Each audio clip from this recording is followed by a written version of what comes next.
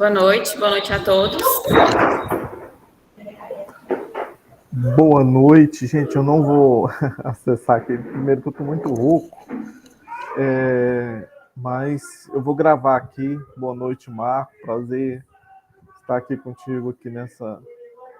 Vou ficar escutando vocês aqui, mas fica tranquilo, tá? Eu já coloquei para gravar, tá tudo ok aqui. Boa noite, Eliseu. Agradeço aí pelo convite.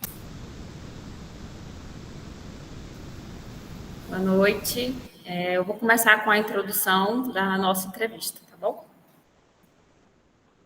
Vamos lá. Nós somos alunos do 7º período do curso de Geografia da Universidade Federal do Norte do Tocantins. Estamos em uma roda de conversa com o professor Marcos Antônio Pereira Neto para um projeto de extensão em comemoração ao Dia do Geógrafo.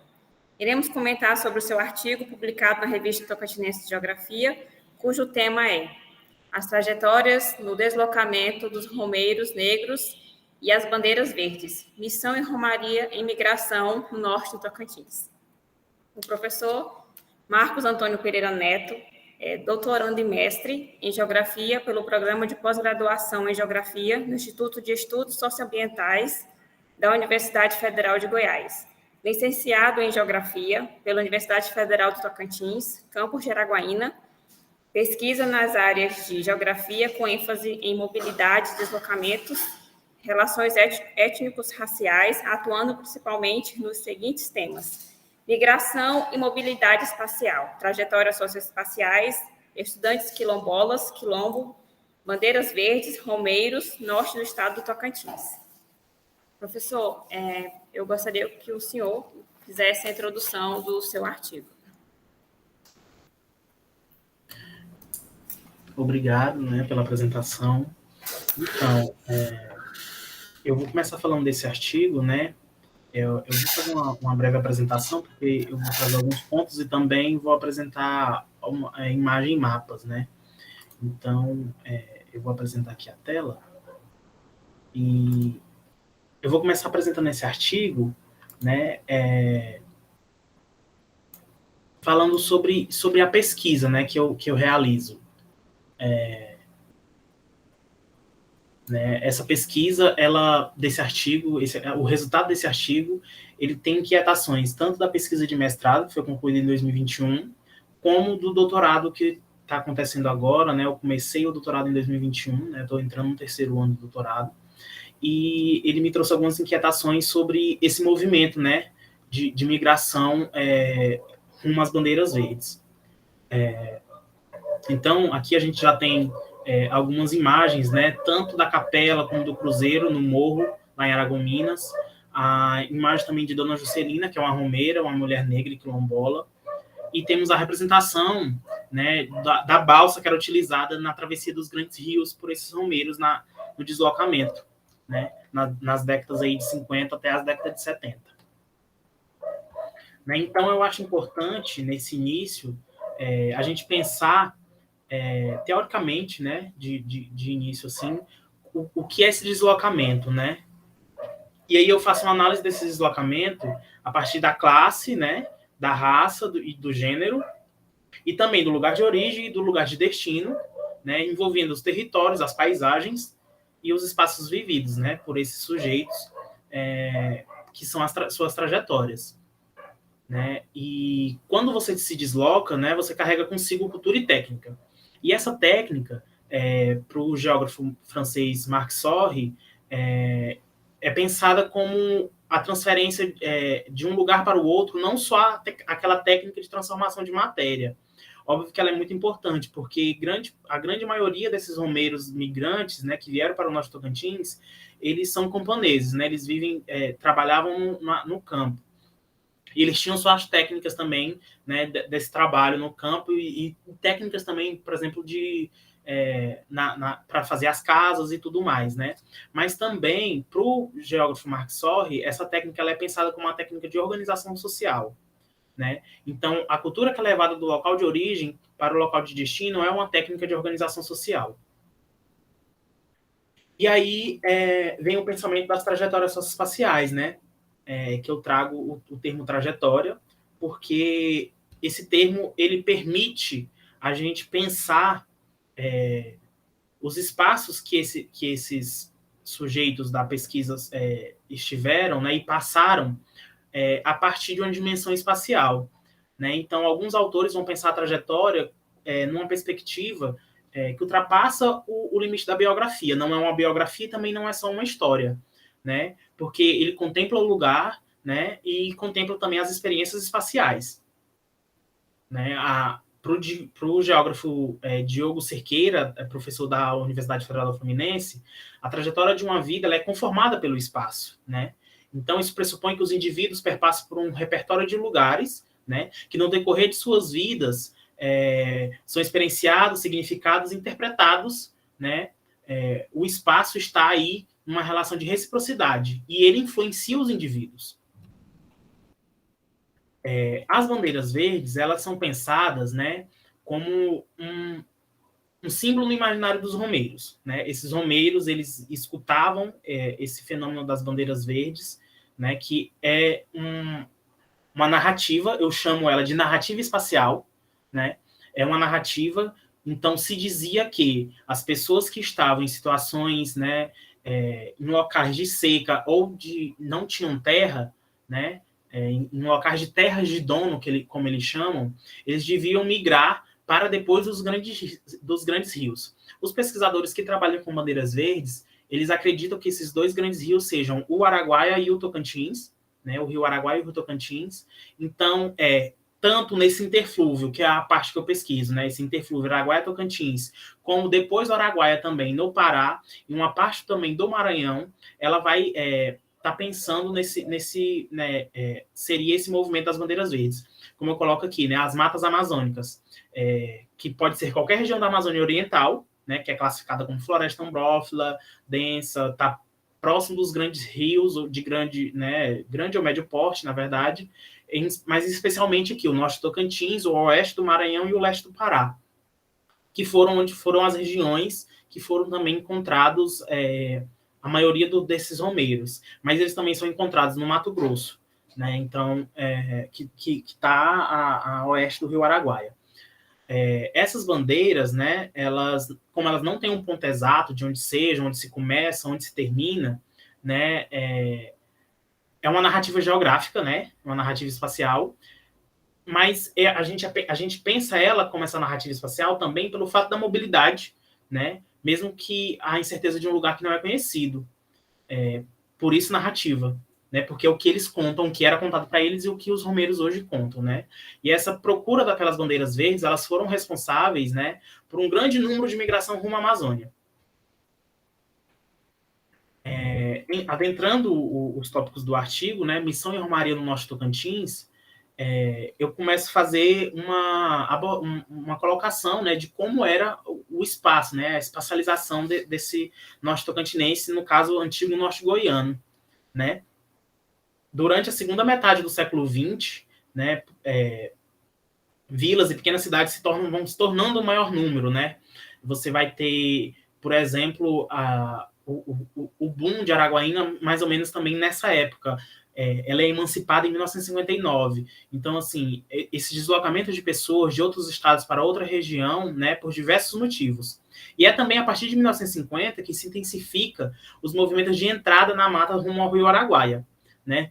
Posterior à Araguaína aqui, a sentido oeste, tudo era mata, não se tinha conhecimento de nenhuma localidade, né, com moradores, a não ser os índios carajás na margem do rio Araguaia, né, os carajás Xambeuá. Então, se intensifica esse movimento de entrada e, em alguns casos, realizando sua travessia, né?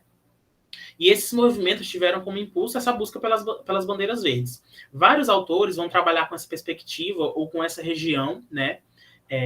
A Maria Antonieta Vieira, ela fez uma tese em Ciências Sociais, né, na PUC, São Paulo, e ela trabalhou com uma vasta área, né? Ela trabalhou desde o Mato Grosso, principalmente Mato Grosso e o Pará, mas ela chega a nomear, né, aqui o movimento dos romeiros do Padre Cícero do Pé do Morro, no caso Aragominas, né, que eles se denominam assim, romeiros do Padre Cícero do Pé do Morro.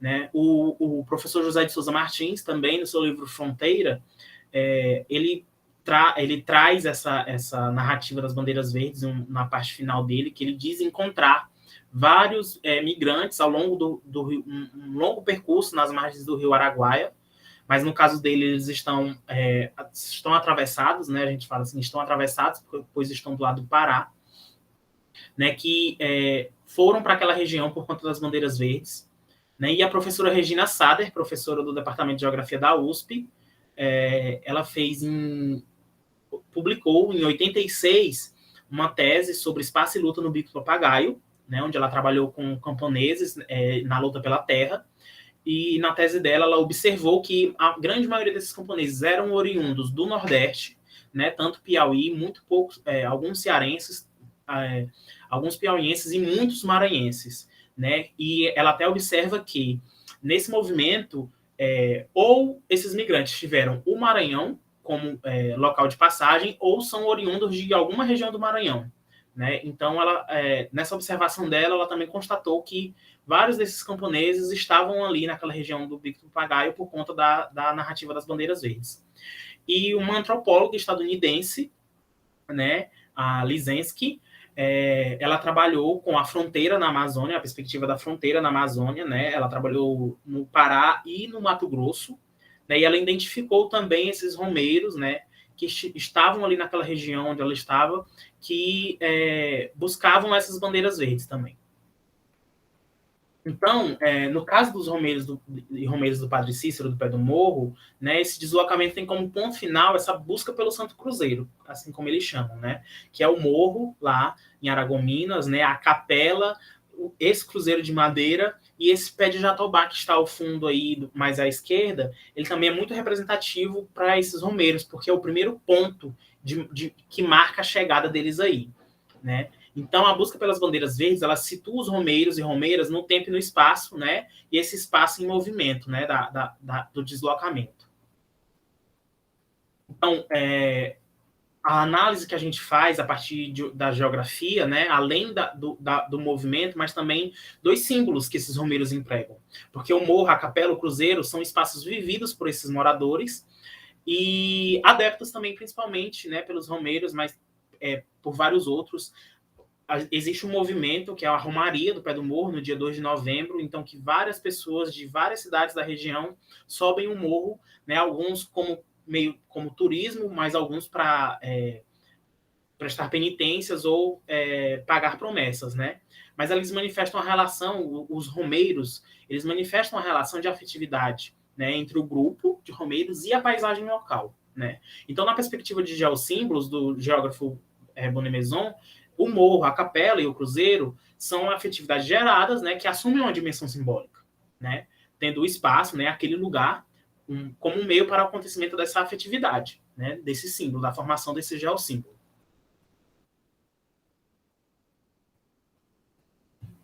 Então, aí a gente parte para as trajetórias do deslocamento rumo a essas bandeiras verdes, né? Como que foi essa trajetória desse grupo até chegar, né, ali em Aragominas e no morro, né? Essa migração para o oeste brasileiro em direção à Amazônia, ela antecede a abertura de estradas, como eu disse, né, eles adentraram a mata.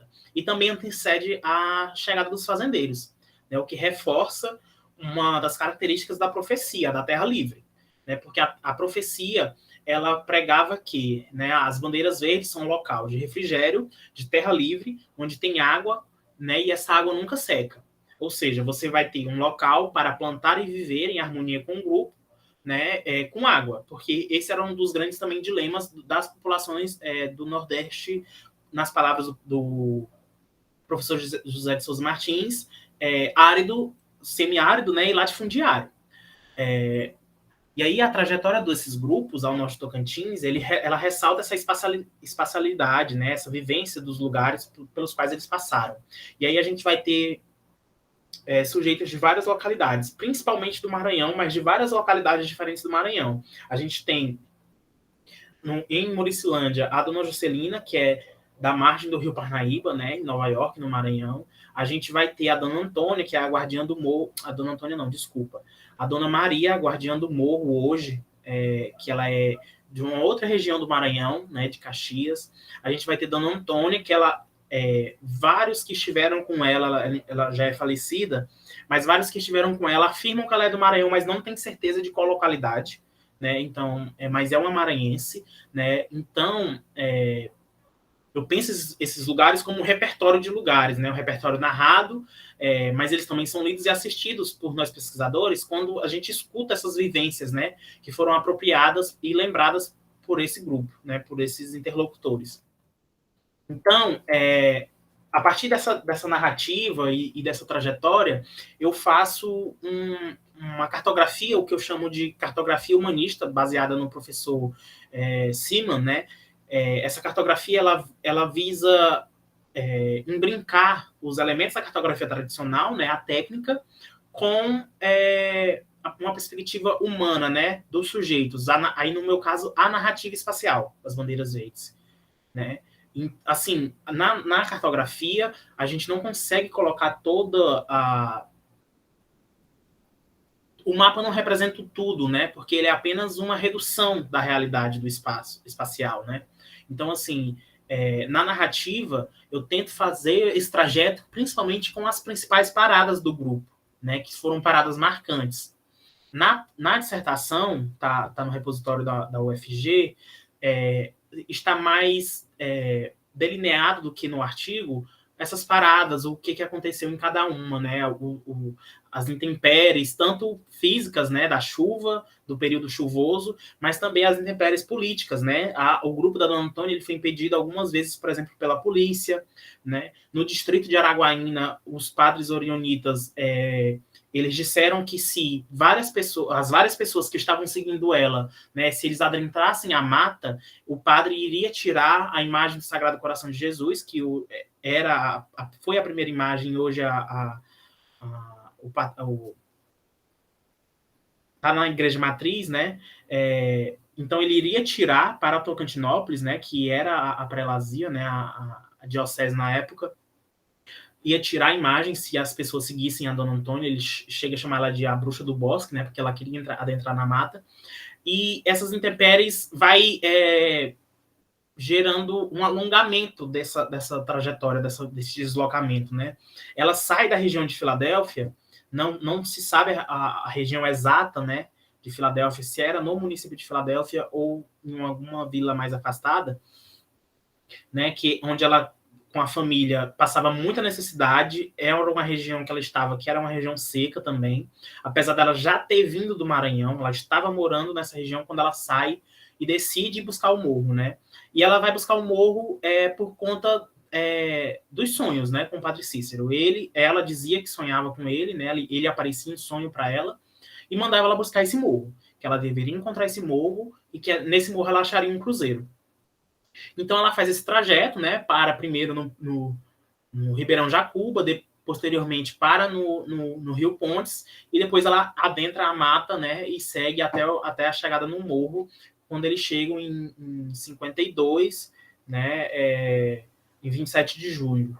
Né? Inclusive, 27 de julho é feriado no município de Aragominas, né? Que é a chegada dos primeiros romeiros, e eles começam a dividir, né, a terra nos arredores ali do morro. Hoje é chamado de Morro da Velha, né, em menção a ela.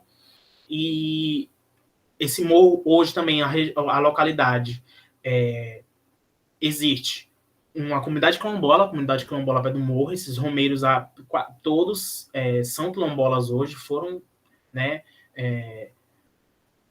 colocados pela Palmares como uma comunidade quilombola, né, a partir de muita luta também da comunidade, porque são romeiros negros, né, em sua grande maioria maranhenses e piauienses, e também a área tem-se uma fazenda, né, que ainda o INCRA ainda não delimitou o território da comunidade quilombola, né, ela só foi certificada, mas também dentro da própria área do morro, hoje é uma área de preservação ambiental. Né? Então, assim, é uma área que está imbrincada por muitas situações políticas territoriais, né, que estão aí ainda em andamento para se efetivar, né, a desapropriação do fazendeiro, né, para a marcação da terra pelo INCRA da comunidade quilombola.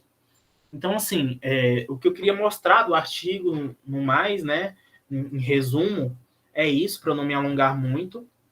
e aí eu fico disposto às perguntas de vocês.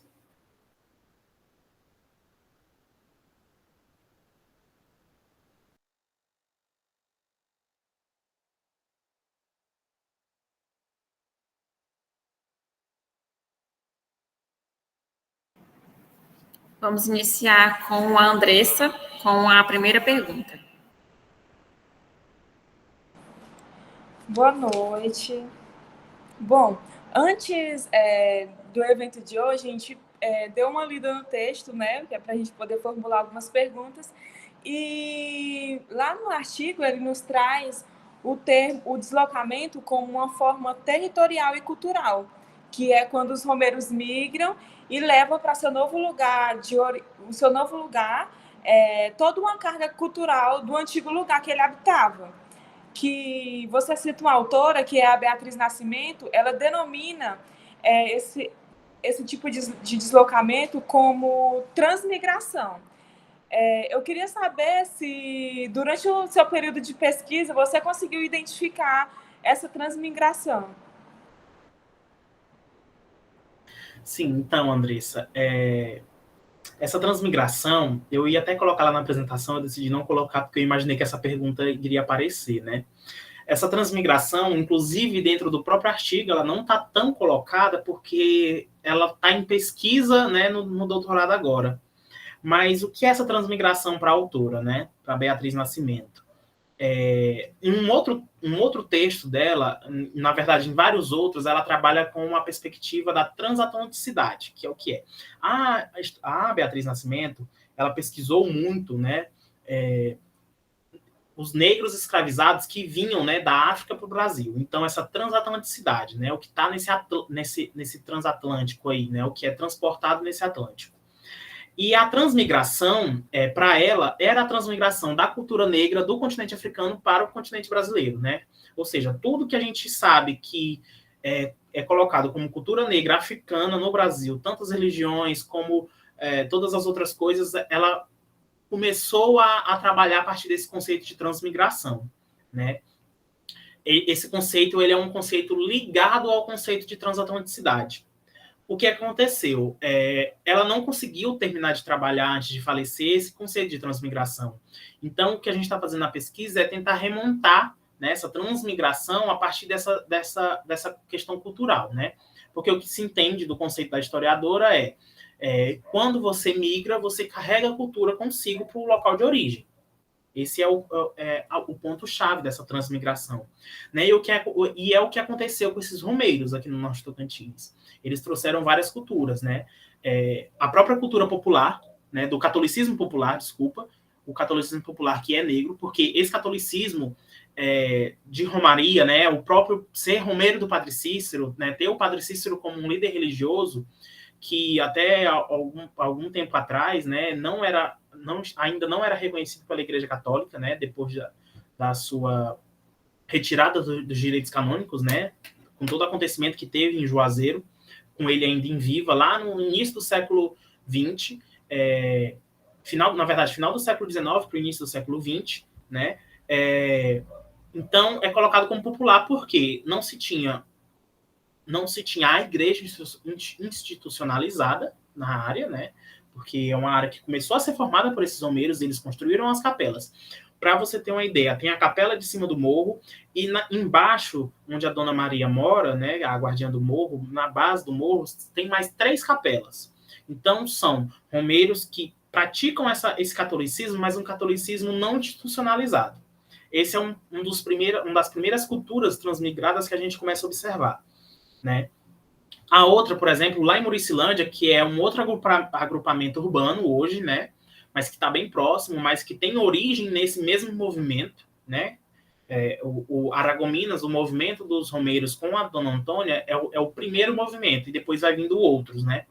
Então, lá em Muricilândia, 10 anos depois, em 1962, quando a Dona Juscelina chega do Maranhão, ela também traz, né, ela transmigra uma outra bagagem cultural, que é a festa do 13 de maio, que aconteceu, inclusive, esse mês agora, algumas semanas atrás, né, e que acontece todos os anos, que foi passada pelo tio dela no Maranhão, né, esse tio dela tinha sido escravizado, a avó dela também tinha sido escravizada. Então, quando em 1888, né, a questão legal da abolição, eles começam a praticar essa festa lá, né, que é o festejo da abolição, e ela traz esse festejo para cá. Então, isso também é uma transmigração cultural. A própria dona Juscelina também era romeira do Padre Cícero, ela se dizia, eu sou romeira do Padre Cícero, e ela também era uma católica, né, e que praticava o catolicismo popular. Então, é muito hoje comum as pessoas irem à casa dela,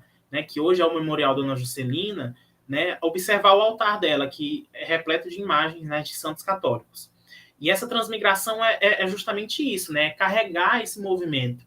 Esse movimento também, na pesquisa agora de doutorado, a gente está fazendo algumas observações, eu e meu orientador, né, com o próprio, por conta dessa relação Padre Cícero, a gente foi até Juazeiro do Norte, no Ceará, no Cariri cearense, né? Observar como que é esse movimento dos romeiros do Padre Cícero lá no Cariri.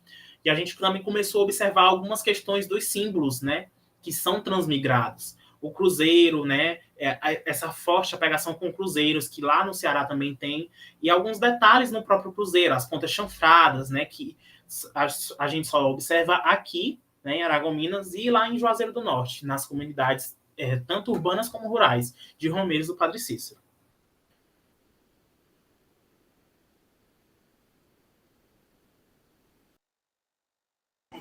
Opa, Fabrício, boa noite. Eu vou fazer a segunda pergunta. Existia uma crença pelos bandeiras verdes de que a Amazônia era um local que dava para plantar, e viver com fartura.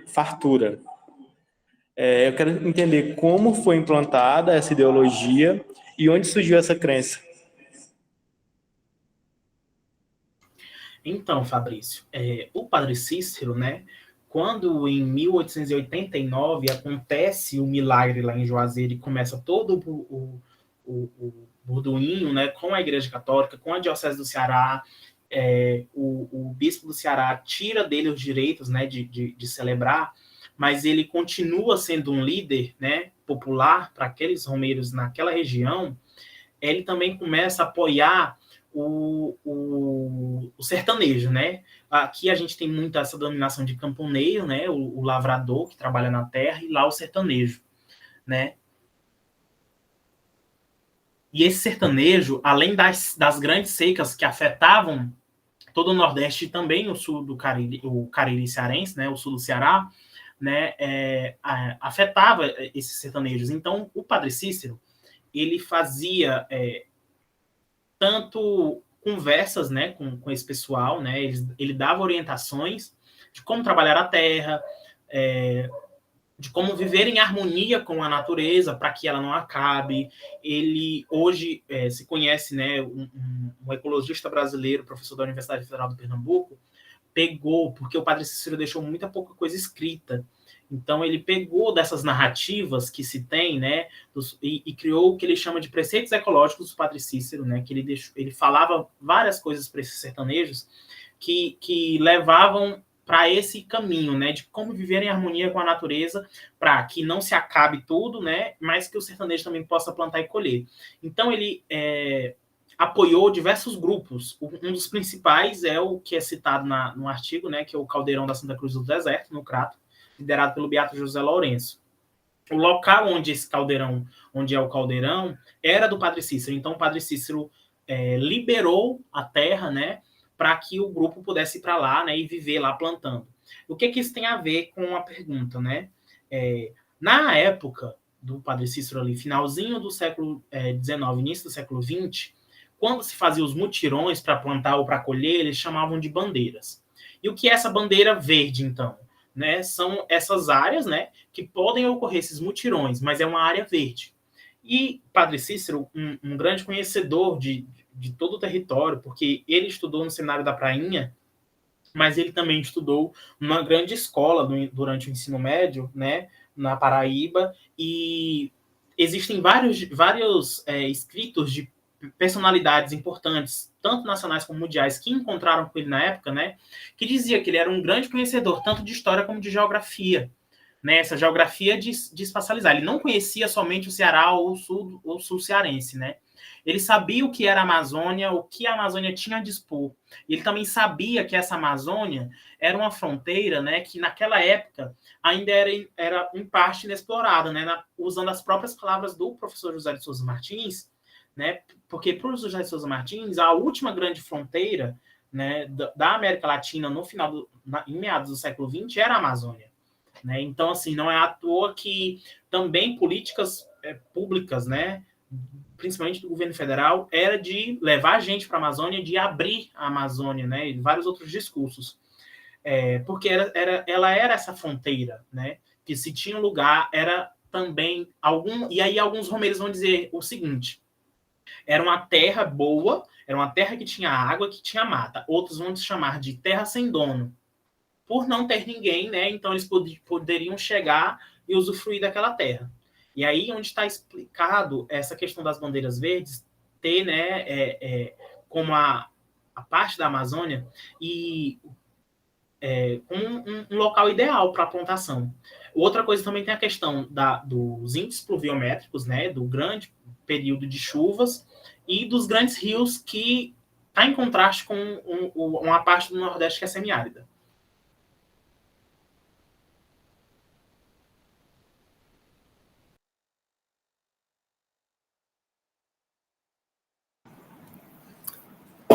Boa noite, Marcos. Boa noite a todos. A minha pergunta, ela já foi respondida em várias vezes na sua fala, né? Desde quando iniciou, mas é porque eu não consegui também encontrar. No texto eu já tinha formulado, né? Mas a respeito das trajetórias, né? Os bandeiras verdes, o seu texto diz que eles faziam acampamentos, né, em vários lugares, né, até chegarem ao destino que eles estavam procurando, né, que seria o cruzeiro. Inclusive, eles passaram aqui por Araguaína, que antigamente era o povoado Livre nos Deus. E, assim, em uma entrevista que você fez, um dos bandeiras, o seu Raimundo Benício, ele disse que onde eles encontravam um olho d'água, eles baixavam o acampamento, ficavam algumas dezenas de pessoas, e o outro seguiu desbravando à frente. 15 dias, 18 dias depois, eles voltavam e aí o grupo levantava o acampamento e seguia em frente de novo, né? Se fosse no contexto atual, esses movimentos eles poderiam ser confundidos com a ocupação de território de terra privada, né?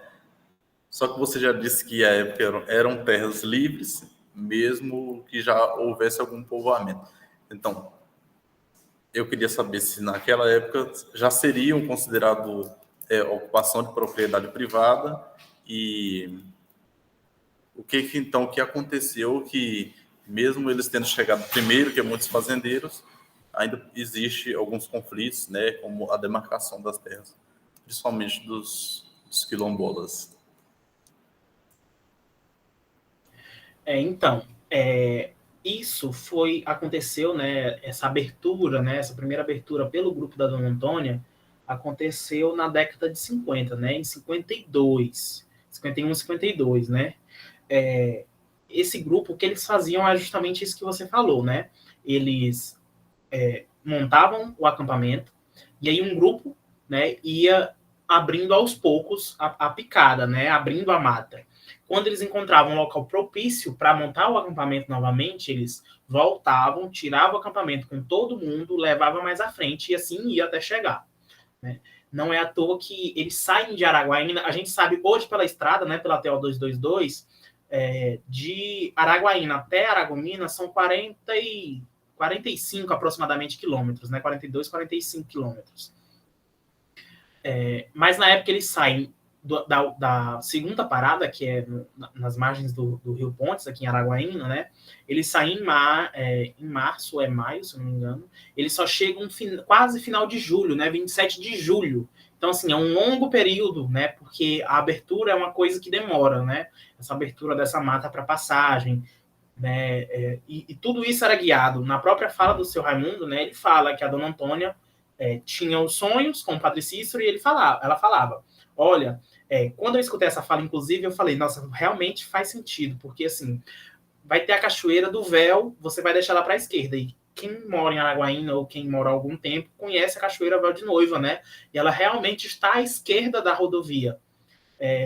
E aí outros fatores dos morros que quando vai chegando ali naquele complexo, no complexo geomorfológico, né, Xambeuá, antes de chegar na Depressão do Araguaia, onde está o Morro da Velha hoje. Agora, sim, as terras, né, acredita-se que não, né, eram terras devolutas da União, porque até mesmo os primeiros fazendeiros, eles só começam a chegar depois da década de 70, né, 73 a 74. Então, são aí mais de 20 anos, né, desses romeiros nessa localidade sem nenhum fazendeiro adentrar. E aí o que se pensa, eu não adentro muito, não adentrei ainda, na verdade, muito nessa questão do território político, né, com os fazendeiros, mas acredita-se que por meio de como foi formada toda essa região, até mesmo na pesquisa da Sader, quando ela publica em 86, mas a maioria dos campos da Sader no Bico do Papagaio em 83, né, as datações das entrevistas. E já tinha essa menção das grilagens, né? Esse pessoal vem na frente, depois vem os fazendeiros com os documentos grilados, né, como a gente conhece e identifica nessa questão da geografia agrária.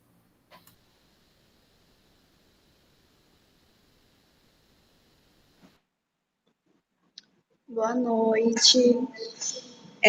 Os bandeiras verdes, eles entram como uma forma de solucionar a pobreza vivida pelaquela população e como que nós, de fora da tradição, poderíamos compreender melhor sobre esse símbolo.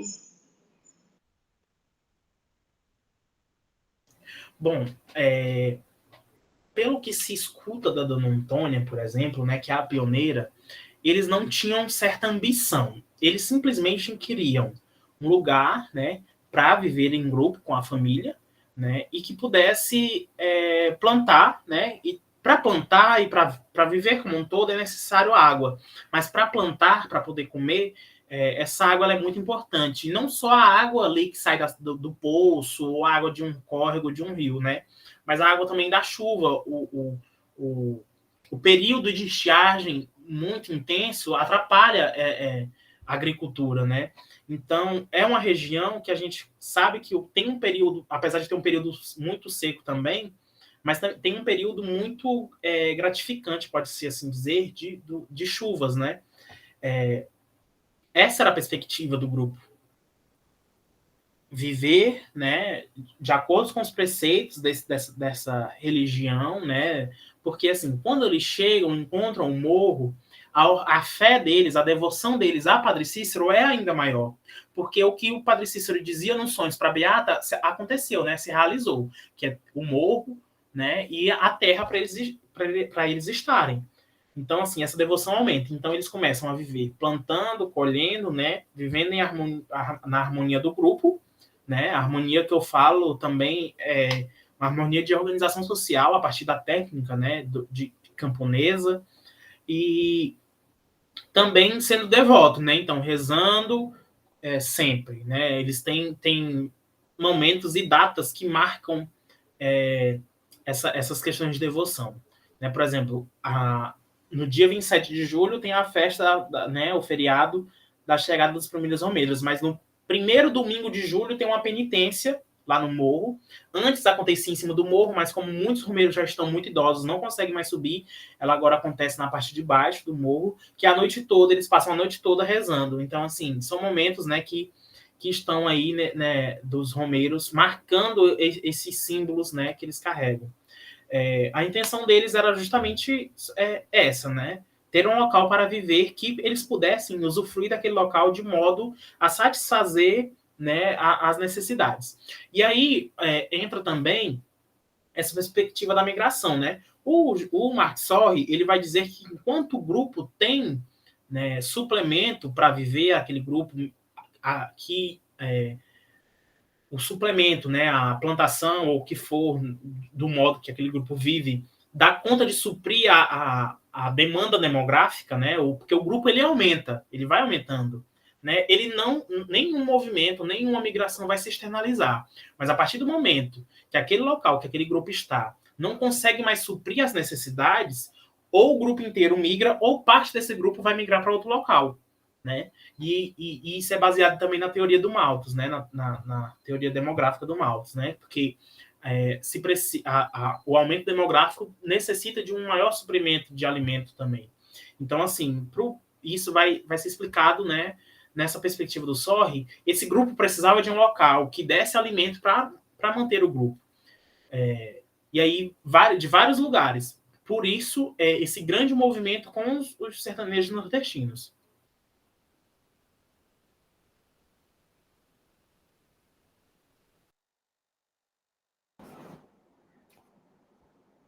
Boa noite, eu sou a Naira. Então, diante do que foi apresentado e do que a gente leu no artigo, é possível perceber duas categorias geográficas bem definidas, né? Que é o território e o lugar. A partir disso, eu queria te perguntar o que significa esse território e esse lugar para os romeiros. Então, eu já fiz essa pergunta diretamente para alguns, né? Não como romeiro, mas como quilombola, porque todos eles estão também, né? Estão embrincados nessa categoria, né? De quilombola, tanto lá no Pé do Morro como lá em Muricilândia. E o território hoje, para eles, eles pensam no território nessa luta, né? Como um território regularizado, né? Porque a vontade é que o INCRA regularize a posse da terra. Mas também o território é pensado, né? Vai ser pensado principalmente no cerne ali, no morro, como um território sagrado. Né? A parte de cima do morro, onde está a capela, onde está o cruzeiro, onde tem as imagens do Padre Cícero lá dentro da capela, é um território sagrado porque é um território denso, né? Aqueles objetos, aqueles geossímbolos, eles qualificam aquele espaço, né? Eles dão aquele espaço uma afetividade, né? Então, o morro, ele é afetivo, ele é lugar, ele é território.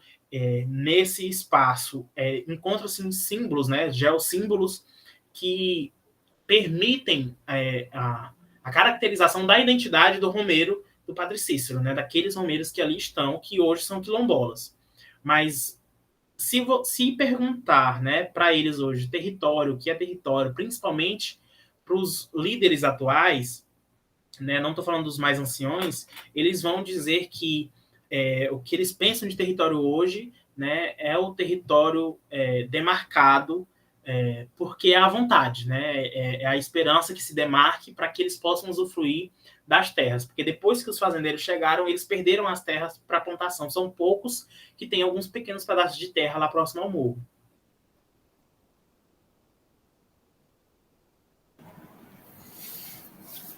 Vamos lá para a última pergunta. Sobre a questão dos trajetos feitos por essas pessoas, né? Tanto pelos romeiros, tanto pelas aquelas pessoas que buscavam a questão da bandeira verde, né? No texto cita que eles são marcados por acontecimentos que marcam a questão da trajetória deles, né? Com a sua vivência na questão do estudo que você fez, que você pode nos informar, nos dizer sobre essa questão desses acontecimentos que marcam a trajetória deles? Essa é uma perspectiva, né, do professor do Diogo Cerqueira, o professor da Universidade Federal Fluminense, e ele vai dizer que esse percurso, né, sobre o espaço, essa trajetória, ela vai ser marcada, né, para os lugares, esse repertório de lugares aos quais os sujeitos passam, né? Então, assim, como que eu analiso isso na pesquisa? A partir de algumas trajetórias individuais, principalmente, né? A Dona Maria, ela sai de Caxias antes de casar, né? Ela praticamente, ela não fala com essas palavras, mas ela praticamente foge de casa. Familiares vão atrás dela, pega ela, leva de volta, casa ela. Assim que ela casa, ela convence o marido a vir para essa região. Aí ela vem. Então, são histórias de vida, né, que são marcadas pelos espaços, né? Então, assim, ela veio até uma parte do percurso, e quase nunca eles vêm diretamente para o lugar final. Eles vão passando. Uma outra trajetória individual que marca também essa cultura é a da Dona Juscelina, lá em Muricilândia. Ela sai do Maranhão, ela sai de Nova York no Maranhão e vai para a cidade vizinha, Pastos Bons. Fica 2, 3 anos. Depois a família, e sempre com a família inteira, né? Pai, mãe, cunhados, irmãos, mesmo casados. Eles se mudam para a cidade de Cristalândia, né? No sudoeste do estado. E depois, depois que eles vêm, né? Por vontade da Dona Juscelina, né? Por pedido dela ao pai dela, que queria vir para Muricilândia, né? Então, só aí que eles vêm para Muricilândia. Então, assim, são lugares que marcam. Por que esses lugares marcam? Por exemplo, a a Dona Juscelina, ela faz a primeira festa que ela faz depois que o tio dela passa essa herança cultural para ela, né? Que ela tem que continuar fazendo a festa. Ela faz a primeira lá em Pastos Bons, ainda no Maranhão. Mas ela falava assim, naquela época eu não me sentia tão confiante em realizar a festa. Quando ela vem para Cristalândia, como era uma área, né, de mineração, tinha muita confusão, muita briga, muita morte, ela disse que não tinha coragem de fazer. Então, durante os 3 anos que ela vive em Cristalândia, ela não realiza nenhuma festa. Somente quando ela chega em Muricilândia que ela volta, né, que ela começa novamente a realizar o festejo. Então, assim, para a história de vida da Dona Juscelina, isso foi marcante, né? E isso foi marcante no espaço, porque são os lugares que ela esteve, né? As vivências que ela teve, né? Todas as condições que estavam ali dispostas marcaram essa trajetória dela. Então, a trajetória ela é pensada a partir dessa perspectiva, né? A história de vida do sujeito, mas a história de vida pensada a partir dos lugares, porque esses lugares eles influenciam essa história de vida. Eu acredito que eu te respondi. Obrigada, professor, pela sua participação, por ter aceitado o nosso convite. Obrigada mesmo, viu? Agradeço a todos, né, as observações, as perguntas, que fazem, inclusive, refletir. Eu falei coisas aqui com as perguntas de vocês que eu pensei, nossa, por que eu não escrevi isso dentro do artigo, né? Mas esse artigo, ele também acaba sendo uma junção tanto da pesquisa já pronta de mestrado, como é que está acontecendo agora. Então, às vezes, falta algumas coisas que eu descobri depois da publicação do artigo e que ainda vão ser pensadas, né, e a partir dessa ciência geográfica.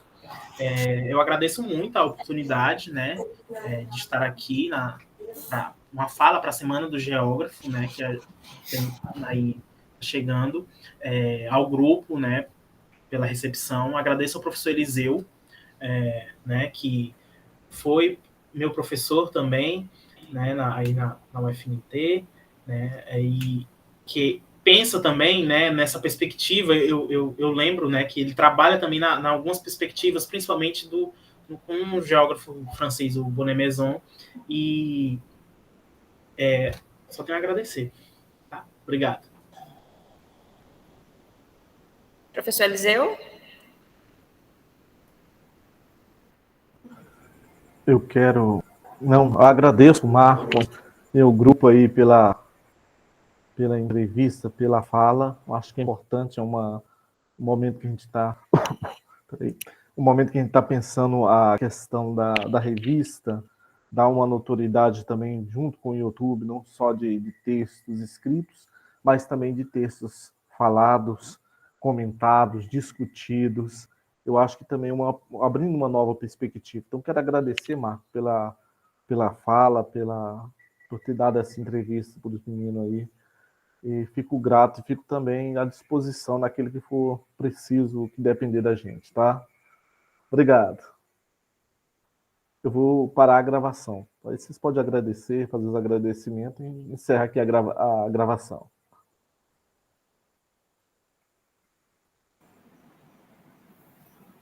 Então é isso.